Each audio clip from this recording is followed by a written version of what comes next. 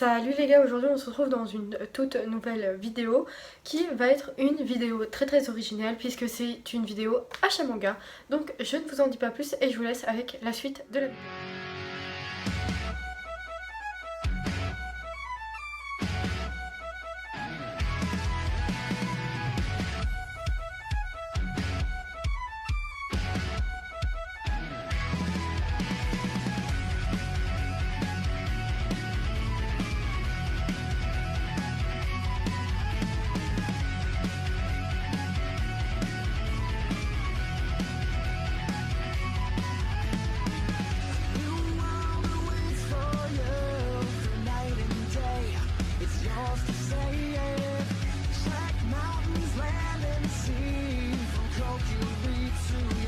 En fait, j'ai fait une liste avec tout ce que j'ai acheté ce mois-ci.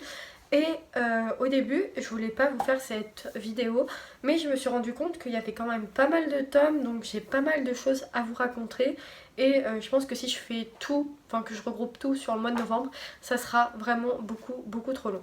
Donc on va tout de suite commencer avec le fameux, le tant attendu, moi quand je me réincarne en slime, le tome 9 que bien évidemment j'ai lu. Donc si vous n'avez pas vu d'ailleurs ma vidéo sur moi quand je me réincarne en slime, je vous la laisse dans le petit qui est juste ici il me semble. Donc moi quand je me réincarne en slime, je ne vais pas vous le présenter tout simplement parce que je vous en ai fait une vidéo dédiée. Par contre ce tome-ci en fait c'est un tome on va dire de transition puisque ça va parler plutôt affaires. Va y avoir une scène inédite qu'on n'a pas eu dans l'animé et j'étais plutôt contente de découvrir parce que du coup on voit de nouveaux personnages qu'on n'avait pas vus dans l'animé. Les dessins sont toujours au top comme vous pouvez le voir. On a des petites scènes d'action, de combat. Hop. Franchement, un bon tome. Là, ça va jouer un petit peu sur la géopolitique dans ce tome-là, où Limul va passer un contrat avec, un autre pays. Voilà, je cherchais le mot. Et à la fin, on se dirige vers le dernier arc qui a été adapté en animé, donc l'arc où Limul s'occupe d'enfants en fait. Et c'est un arc que j'ai bien aimé également. En fait, il n'y a pas d'arc qui m'a déplu dans moi quand je me réincarne en slime, j'aime tous les arcs. Du coup, c'était un très bon tome. Ensuite, on continue avec du Kurokawa évidemment. Je me suis pris les tomes de Maggie du tome 1 au tome 8. Alors, le tome 1, 2, 3 sont en 9. Je sais plus si je vous les avais présentés ou pas. Donc, ils sont au prix de 6,80€ en 9. Donc Maggie, de quoi ça parle? Maggie, ça nous parle d'un garçon qui s'appelle Aladdin qui va sortir de la cave où il était. En fait, il était dans une cave, on ne sait pas où. Et il va sortir de la cave un beau jour et il va se rendre dans une ville. Et dans cette ville, en fait, il va rencontrer un garçon qui s'appelle Aladdin. Non, qui s'appelle Alibaba, parce que Aladdin c'est le mec en bleu, qui s'appelle Alibaba. Il va se lier d'amitié avec lui. Et il faut savoir que en fait dans le monde de Maggie, eh bien il y a sur toute la planète, sur tout le continent en fait où ils sont, eh bien il y a des bâtiments qui sont apparus qui s'appellent des labyrinthes. Et quand tu ressors du labyrinthe en fait, si tu arrives à en ressortir, parce qu'en fait le principe c'est que si t'en ressors riche, t'as des trésors, etc. Mais il y a beaucoup de gens qui meurent dans ces explorations du labyrinthe et il y a très peu de gens qui ressortent du labyrinthe. Et une fois qu'un labyrinthe a été exploré en fait, eh bien il disparaît tout simplement. Donc voilà de quoi ça parle Maggie. Donc ces trois tomes là étaient en 9. Et les tomes donc 4 à 8, je les ai trouvés en occasion donc au Micromania du Leclerc La Teste. J'étais très étonnée de voir qu'ils avaient des mangas en occasion. Et au début, il y avait en rayon, je crois que le 4, 5, 6. Et il a été voir en fait en réserve. Et il a trouvé donc il a été voir en réserve et il a trouvé le 7 et le 8. Ils étaient au prix de 2,49€ et ça m'est revenu au final à 12,45€ les 5. donc c'était un bon prix. Le seul truc que je pourrais peut-être leur reprocher, c'est que comparé à un neuf, ils sont genre très jaunes. Là bah vous voyez bien la différence. Ils sont vraiment jaunes sur le dessus et même sur le côté. Vous voyez? Mais bon, après ça c'est pas très grave. Honnêtement, le jaunissement ne me dérange pas plus que ça d'un manga. Donc bon, c'est de l'occasion. Je les ai payés 2,50 €. De toute façon, Maggie, c'est une série avec beaucoup de tomes, donc je n'allais pas chipoter, sachant que même si c'est que 6,80 €, donc c'est le prix le moins cher chez Kurokawa, eh bien, j'allais pas... ça me reviendra moins cher du coup la série, j'aurais pas à tout payer en neuf. On continue chez Kurokawa avec le tome 1, le tome 2 et le tome 3 de Blue Flag, donc hop, tome 2 et tome 3. Donc, j'aimerais vous faire une petite remarque de ce que j'ai remarqué. Je sais pas si vous avez vu le logo, mais là, c'est très nuageux, il y a plein de nuages. Là, il y a un peu moins de nuages, et là, c'est un grand ciel bleu. Donc, je voulais juste faire la remarque, comme si le nuage qui était présent est en train de passer. Donc, bref, de quoi ça parle Blue Flag? Ça nous parle de 3 jeunes gens donc, qui sont ici présents. Et c'est un manga sur la recherche de soi, sur la compréhension des sentiments. Qu'est-ce que c'est l'amour? Comment en fait un adolescent peut se voir et comment il est vu par les autres. Je vous montre quelques planches parce qu'en fait, ce que j'ai beaucoup aimé dans ce manga, c'est que les dessins sont comment dire, j'ai envie de dire suffisants à eux, mais enfin dans le sens où il n'y a pas vraiment besoin, par exemple là, il n'y a pas vraiment besoin de texte pour expliquer ce que ressentent les personnages en fait. Et c'est ce que j'aime en fait avec Blue Flag, c'est que c'est très simple à comprendre, il y a des scènes vraiment marrantes, genre ici, Futaba, elle est trop mignonne je trouve. Et ce que j'aime bien en fait, c'est que vraiment l'auteur arrive à retranscrire tous les sentiments que des adolescents peuvent ressentir quand ils sont au lycée, quand ils se rendent compte, quand ils commencent à avoir des sentiments, etc. Et du coup, j'ai trouvé très très bien. J'ai fini ma lecture du tome 3 hier et comme à chaque fois, eh bien, on nous laisse avec une fin frustrante où on veut la suite immédiatement. Donc... voilà, j'ai envie que le tome 4 arrive très bientôt, donc dès que le tome 4 sort, eh bien je vous en reparlerai. C'est un bon manga, Blue Flag, et Kurokawa a déniché une petite pépite.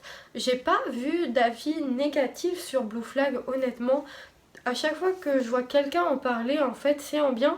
Et du coup, ça me confirme que c'est un manga qui peut vraiment plaire à tout le monde et où tout le monde peut se projeter, peut, comment dire ça, peut s'identifier en fait à un de nos héros, à un de nos héros, et je trouve ça juste génial en fait. C'est un manga brillamment écrit et dessiné, donc si vous connaissez pas Blue Flag, allez checker. On continue avec le tome 1 de My Home Hero. Donc My Home Hero, c'est un manga que j'ai eu envie d'acheter à la suite de plusieurs commentaires sur YouTube et aussi pas sur YouTube, sur Instagram, et aussi par rapport à Marie Otaku qui en a fait son éloge tout simplement. Donc je vous disais que par rapport à Marie Otaku, eh bien elle en a parlé dans une de ses vidéos achat manga et elle disait qu'elle avait beaucoup aimé ce manga tout simplement. Moi, je dirais pas que je l'ai beaucoup aimé, mais je ne dirais pas non plus que je ne l'ai pas aimé, pour la simple et bonne raison que c'est ni l'un ni l'autre. C'est une bonne lecture, on comprend très vite qu'est-ce qui se passe, c'est fluide. Les dessins sont quand même très différents. En fait, on a une super jaquette et bon, le dessin n'est pas le mieux. C'est pas le meilleur dessin. Ouais, je vais pas vous mentir, c'est un dessin très réaliste et moi c'est pas forcément le style de dessin que j'aime. Mais le scénario est plutôt pas mal. À voir. En fait, je préfère pas me prononcer sur une série quand je n'ai lu qu'un seul tome parce que je trouve que ça représente pas la série. Du coup, il faudrait que je me procure le tome 2 pour me faire un avis concret là-dessus. Mais le tome 1 ne m'a pas déplu et il m'a pas plu non plus. C'est vraiment un entre-deux pour My Home Hero. Ensuite, un manga qui par contre, je n'avais absolument pas aimé le tome 1. C'est Goblin Slayer Year One, le tome 2. Alors, j'ai pas aimé le tome 1, mais comme je vous le dis, pour moi, on peut pas se baser sur un seul tome pour se faire un avis sur une série. Pour moi, pour se faire un avis concret sur une série, il faut lire au moins un tome 2. Donc c'est pour ça que j'ai pris le tome 2 pour me faire un avis un petit peu plus évolué, un petit peu plus concret sur la série. Et ce tome 2, eh bien je l'ai aimé, j'ai aimé ce tome 2. Et au fond, je me doutais que j'allais aimer le tome 2 parce que Goblin Slayer, je n'avais pas aimé le tome 1 et j'ai aimé le tome 2. Parce qu'on retourne vraiment à ce qui fait le charme de Goblin Slayer. C'est-à-dire, certes, il y a du combat, mais on ne tombe pas dans du gore pur et dur. Là, c'est vraiment un tome que j'ai bien aimé. On en apprend plus sur donc, le Goblin Slayer, on en apprend un petit peu plus sur notre assistante, sur l'ami d'enfance. Les dessins sont très très bons, hein. Pour moi ils sont similaires à ceux du Goblin Slayer. Le style graphique du mangaka est similaire à celui qui fait le manga Goblin Slayer. Donc pour moi ce tome 2 de Goblin Slayer Year One est vraiment très très bon. Je vous le recommande. Ici c'est... Ici en fait on suit le chasseur de gobelins qui va prendre une mission pour sauver un village.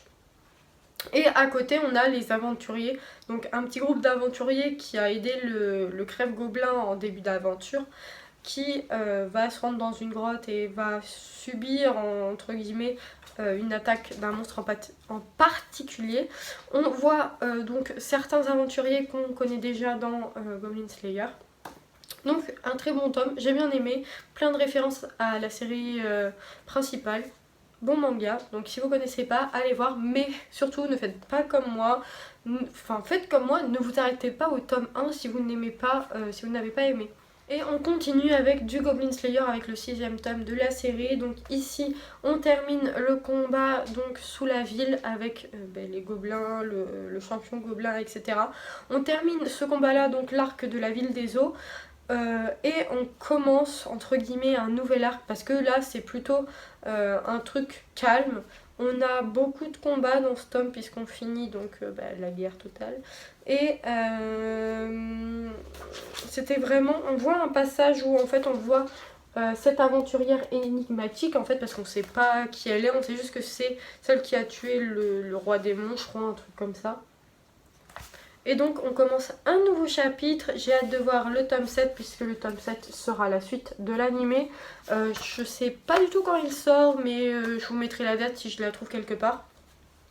Un très bon tome pour Goblin Slayer. Chez Kazé maintenant je n'ai qu'un seul tome à vous présenter. Il s'agit de Black Clover, le tome 1. Chez Kazé maintenant je n'ai qu'un seul tome à vous présenter. Il s'agit de Black Clover, le tome 1. En fait Black Clover c'est un manga qui m'intéressait pas plus que ça. Je vais pas vous mentir, ça m'intéressait pas. Les extraits que j'avais vus de l'anime, le héros il crie tout le temps. Et ça se confirme parce que j'ai regardé, là je suis en train de regarder l'épisode 2 de l'animé. Mais c'est un bon manga, j'aime beaucoup le manga. Le manga au niveau déjà du personnage principal, tu l'entends pas crier donc c'est beaucoup mieux. Les dessins sont bons, l'histoire est bonne, j'aime bien pour l'instant ce que ça donne. Je vais me procurer encore une fois le tome 2 pour me faire un avis concret, mais ce tome 1 m'a plu et m'a convaincu, donc je me prendrai la suite de la série. Ensuite, chez Soleil Manga, eh bien, j'ai acheté Sorcière en formation. C'est mon premier manga, Soleil Manga, et je n'avais jamais, mais jamais acheté dans cette maison d'édition, même si les Gambling School me font énormément de l'œil, j'aime beaucoup l'animé. Donc, de quoi ça parle? Ça nous parle de Neko Tamashiro, donc ici, 15 ans, qui débarque dans une petite ville. Là, elle doit trouver du travail pour terminer sa formation de sorcière. Vous pouvez lui demander n'importe quel service car c'est une sorcière et en fait elle avait terminé sa formation pour après avoir une vie normale et être lycéenne parce qu'elle veut pas du tout être sorcière et c'est sa mère qui l'oblige en fait. Donc voilà, c'est un bon tome, les dessins sont très mignons. Ça aborde des sujets plutôt sympas mais rien de très sérieux. C'est vraiment un manga, comment dire, un manga pour se vider l'esprit. C'est voilà, c'est un manga vide d'esprit.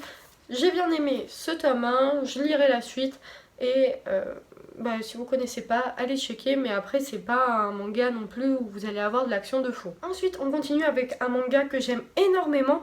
Il s'agit de Magical Task Force Asuka. Donc Magical Task Force Asuka, je vous en parle dans presque tous mes achats manga pour vous dire à quel point j'aime cette série. Je vais pas m'attarder plus longtemps dessus. Et juste à savoir que dans ce tome là, on termine l'arc sur la guerre en Ukraine. Donc les Magical Girls contre l'armée ukrainienne. Il y a des ennemis, des nouveaux ennemis qui apparaissent. On a les Magical Girls. On apprend que les amis d'aujourd'hui ne seront pas forcément les amis de demain. J'aime beaucoup Magical Task Force Asuka. Là on est plus sur du combat. J'ai beaucoup aimé ce tome, ça bouge, ça avance très très vite.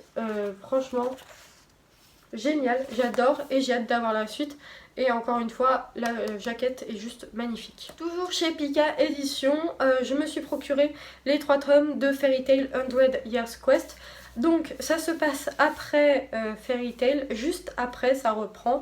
Donc une fois qu'Acnologia est mort, que Zélef a été battu, etc. Donc le tome 1 se présente comme ceci avec une superbe jaquette. Le tome 2, voilà. Et le tome 3 avec ma jaquette préférée, honnêtement. On apprend plein de choses dans ces tomes. Les relations entre les personnages sont approfondies. On se concentre davantage sur... mais là, il y a du combat, on se concentre davantage. Donc, comme je vous le disais, sur les relations entre les personnages. On apprend plein de choses. C'est vraiment hyper sympa. J'aime beaucoup Fairy Tail, la quête de 100 ans. C'est très très bon. Fairy Tail, en fait, pour moi, c'est le meilleur arc de Fairy Tail. Donc si vous ne connaissez pas, eh bien allez voir, il n'y a pas forcément besoin d'avoir lu la série principale pour avoir cette série là. Moi je pense pas qu'on comprend assez vite qu'est-ce qui se passe, qu'est-ce qu'il y a une guilde, etc. Mais bon, c'est un bon manga donc je vous le recommande très fortement. Et on termine chez Pika avec le tome 1 de Yona, princesse de l'aube. Donc de quoi ça parle? Ça nous parle de Yona, princesse du royaume de Koka. Elle a grandi dans l'insouciance, choyée par le roi et protégée par son garde du corps et meilleur ami, Ak, qui est le guerrier le plus fort du royaume. À l'approche de ses 16 ans, Yona est heureuse parce que son cousin dont elle est amoureuse vient la voir. Donc il s'appelle Suwon. Vient lui rendre visite pour célébrer son anniversaire, mais ce soir-là, une terrible tragédie survient et sa vie va être bouleversée à jamais. Donc j'ai beaucoup aimé, tout simplement parce que ça reprend un petit peu, j'ai envie de vous... ça reprend. On a le droit, comme dans La Courtisane d'Edo, à un personnage féminin qui évolue très vite et qui est mis en avant correctement. Donc ce que j'entends par là, c'est que on a une évolution, que ce soit sur le point de vue mental, que ce soit sur le point de vue physique au niveau de ses capacités physiques, pas au niveau de la croissance ou quoi ou autre. Et ce que j'ai aimé, c'est que on a une héroïne qui va faire en sorte de renverser en fait le destin. Tout comme dans La Courtisane d'Edo, elle va se battre pour obtenir ce qu'elle veut, pour rétablir son honneur, et j'ai trouvé ça juste... Enfin, je trouve ça juste génial. Du coup, si vous ne connaissez pas Yona, princesse de l'aube, allez voir. C'est un shoujo, mais le côté shoujo, encore une fois, n'est absolument pas la priorité du mangaka. Il se concentre sur le scénario, donc sur le scénario, etc. Sur l'avancement des personnages, leur développement, qu'est-ce que les épreuves qu'ils vont devoir affronter. Et c'est ce que j'aime en fait. C'est le type de shoujo qui, à mon sens, devrait être partout. Donc évidemment je vous le recommande. Les dessins sont plutôt bons. C'est un dessin par contre très shoujo, hein. Hop, voilà. Mais c'est un bon manga et pareil, ne vous arrêtez pas au tome 1. Maintenant, on passe à la maison d'édition Ototo avec le tome 1 de Goodbye Dragon Life. Alors, de quoi ça parle? Le plus puissant dragon, celui qui vivait depuis des temps immémoriaux, s'est finalement laissé vaincre par un héros humain. Mais au lieu de disparaître, il s'est réincarné en bébé dans l'un des villages des environs. Maintenant jeune adulte, il travaille à la ferme, chasse du gibier et goûte avec curiosité la vie des mortels. Un jour, dans la forêt voisine, il rencontre une lamia, une créature mi-femme, mi-serpent. Donc c'est un très bon résumé. Hop, les dessins sont très très bons, de toute façon chez Ototo, leurs œuvres sont toujours parfaites. Donc il va se lier d'amitié avec une lamia, il va l'aider et l'intrigue commence à se mettre en place très rapidement. Où en fait il y a des trucs bizarres qui se passent dans la forêt et ça l'intrigue. Et comme il est devenu humain en fait, il a grandi avec les humains, et il veut protéger donc sa famille qu'il a élevée quand il était bébé humain du coup. Et c'est très intéressant de voir un isekai inversé où c'est la créature magique qui se réincarne en humain. J'ai beaucoup aimé ce tome 1, c'est une lecture plutôt rapide, je crois que je l'ai fini en une demi-heure, mais c'est vraiment un bon tome. Et du coup, si vous ne connaissez pas, allez voir. Je crois que par contre le tome 2 il sortira en janvier il me semble. Ensuite on continue avec The Irregular at Magic High School. Donc si vous ne connaissez pas, ça nous parle de deux jeunes gens en fait qui sont frères et sœurs. La sœur a vraiment énormément de pouvoirs magiques et du coup elle va dans la classe des élites. Et le frère lui en fait il n'a pas de grande capacité magique, du coup il va dans la série des plus nuls. Sauf que même s'il n'a pas de capacité magique, il arrive à rivaliser avec les personnes au plus grand pouvoir par son intelligence et par ses capacités physiques.